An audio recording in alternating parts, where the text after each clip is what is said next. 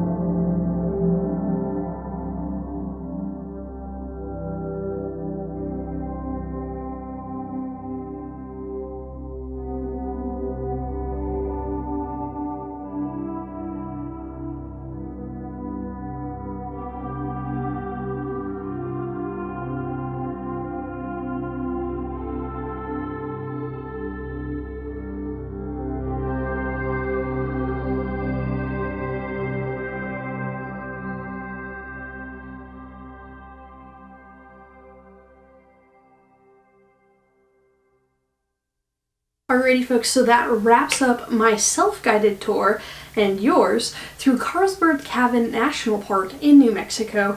Now we're headed off to White Sands National Monument that has now transitioned to a national park itself, where we're going to do a night of backcountry camping out in the sand dunes by ourselves, and it's going to blow your mind with the sunset. So I will catch you next time, guys.